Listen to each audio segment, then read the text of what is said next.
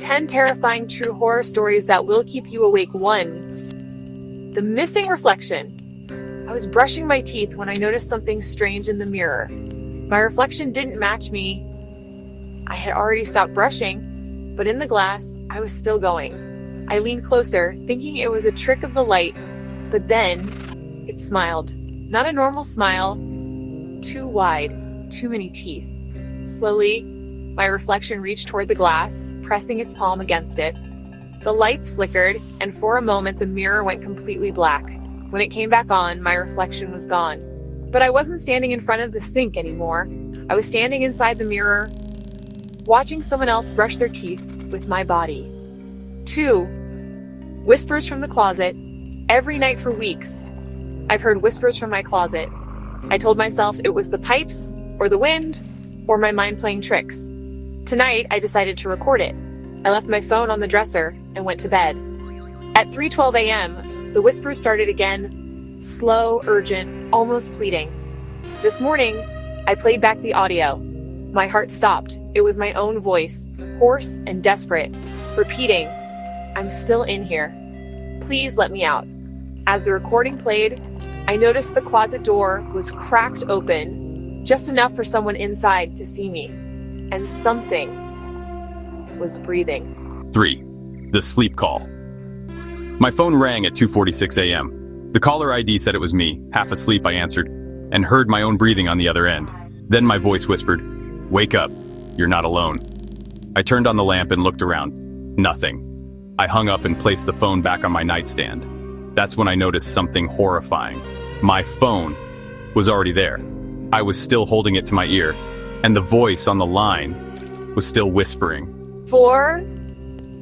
The man at the end of the hall.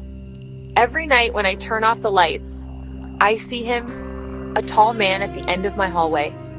He doesn't move. He doesn't speak. He just stares. I've tried turning the lights on. He vanishes. Off.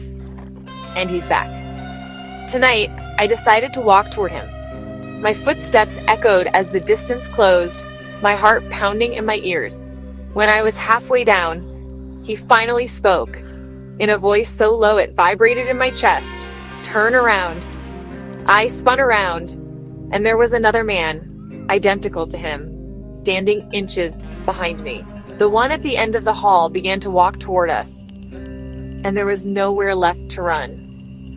5. The voice under the bed. My daughter told me she heard someone talking under her bed. I laughed it off.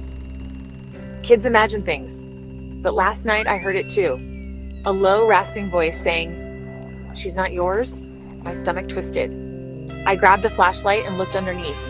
There in the shadows was another little girl, identical to my daughter, curled up and smiling. She whispered, "You took the wrong one."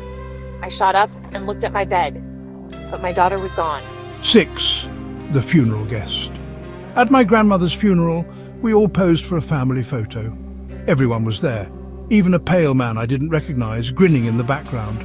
When I showed my family, they swore they'd never seen him before. That night, I dreamed of my grandmother standing in the corner of my bedroom, eyes wide open. She raised a shaking finger and pointed behind me.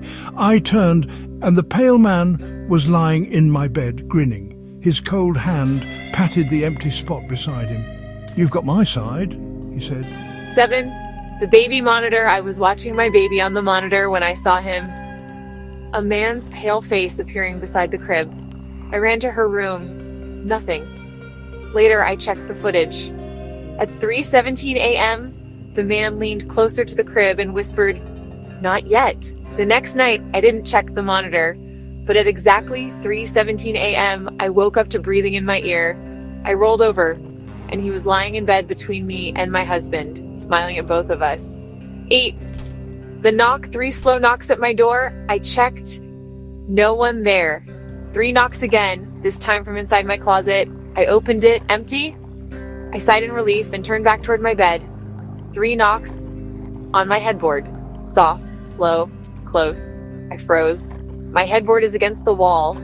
The knocks came again, but this time from inside the wall.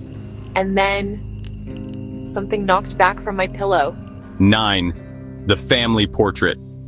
I bought an old family portrait from an antique shop. At first it was harmless, just an oil painting of a family from the 1800s. But over the next few nights I noticed their eyes shifting toward me. Last night, I woke to find every face in the painting smiling at me. In the morning, my reflection in the mirror was gone. But in the portrait, I was standing in the back row. Today, the painting looks different again. Everyone's heads have turned toward the door, as if they're waiting for something else to join us. 10. The last message. My husband died in a car accident last year. I still keep his phone in a drawer. Today, it lit up with a message. I'm home. My blood ran cold. I heard the front door creak open. Footsteps echoed in the dark hallway, slow and deliberate. I called out his name. A voice, his voice, whispered back, "Not anymore." Bedroom door clicks shut. And someone sat down on the bed behind me.